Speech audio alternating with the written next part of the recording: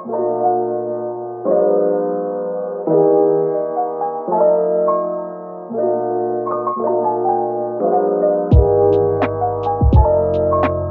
halo. Kali ini saya mau bahas tentang handphone dengan harga 100.000 pas yang udah saya unboxing sebelumnya, yaitu Asia Max D atau ZTE N855D.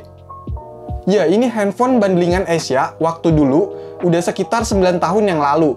Ini saya dapetin lagi dengan kondisi yang masih baru dan segel. Terus kalau lihat infonya, handphone ini waktu itu harganya sekitar 1 jutaan pada saat peluncurannya.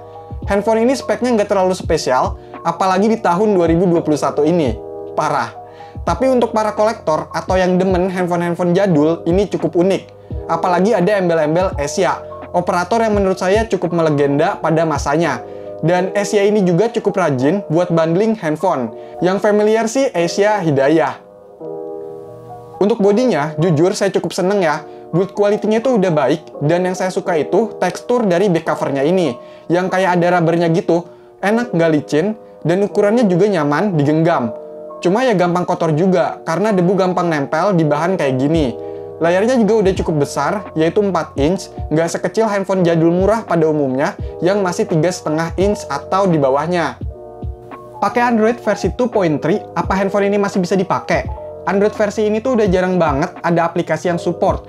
Nggak usah ngarep bisa main PUBG Mobile, Mobile Legends, atau Genshin Impact lah.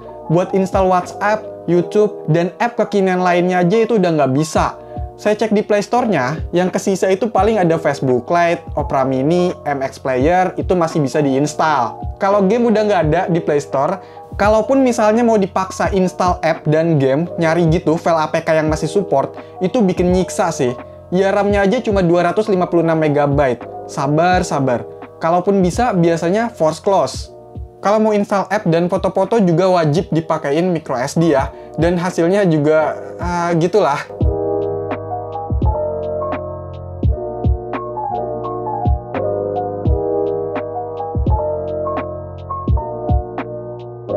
Nah, yang paling penting, ini kan handphone bundlingan dari Asia. Terus Asia sekarang udah nggak ada.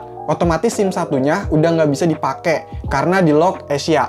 Terus gimana untuk yang slot SIM 2-nya? Kan unlock GSM. Jawabannya tetap nggak bisa. Nggak keluar sinyal. Kenapa? Ya karena peraturan blokir email itu.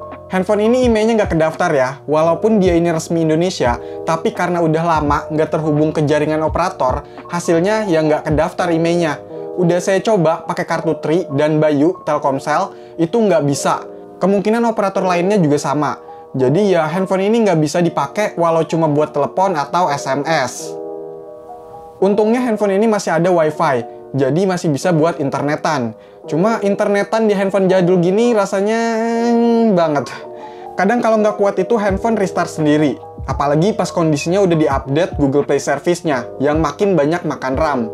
Terus bang, kenapa nggak coba dioprek? Ternyata waktu dulu, handphone ini juga sedikit yang ngoprek ya. Jarang ada info atau fosil-fosil oprekan yang tertinggal. Jadi agak susah dioprek, karena nggak ada referensinya. Kalau di root aja sih bisa, tapi kayaknya kurang seru ya, karena speknya juga mepet banget. Ya handphonenya buat dikoleksi aja deh, mengenang operator Asia pernah ada di Indonesia. Tapi masih bisa kok kalau mau dijadiin audio player. Tinggal isiin lagu aja di microSD-nya. Apalagi di paket penjualannya juga dikasih earphone. Lumayan kan? Ya, jadi itulah pembahasan tentang handphone Asia Max D atau ZTE N855D yang saya beli dengan harga 100.000 dan kondisinya masih baru. Kalau belum nonton video unboxingnya, silahkan ditonton ya. Intinya sih handphone ini itu menurut saya udah nggak layak pakai untuk sebuah handphone saat ini. Dilihat dari speknya, versi Android-nya, yang berimbas dukungan aplikasinya, dan nggak bisa pakai kartu SIM. Ya, namanya juga handphone murah, jadul pula. Jadi ya harap maklum. Oke, sekian video ini. Semoga bermanfaat.